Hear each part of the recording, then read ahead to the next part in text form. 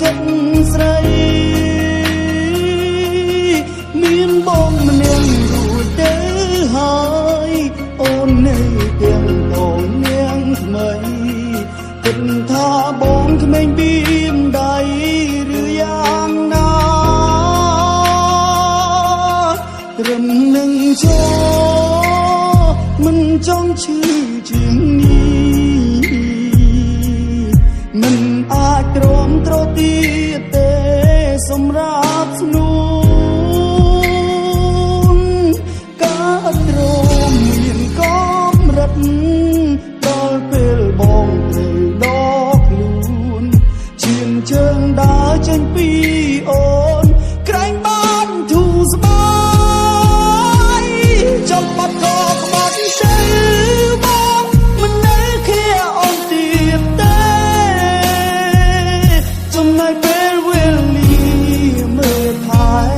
ខ្លួនឯងវិញម្ដងបើថ្ងៃណាគេក្បត់នឹងថ្លៃ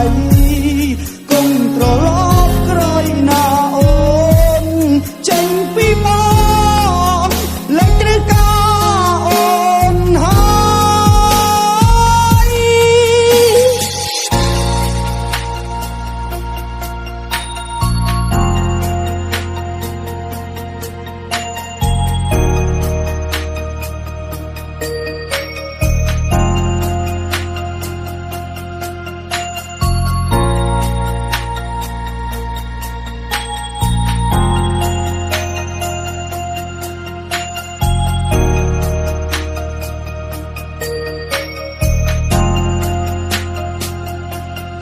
ត្រឹមនឹងចោ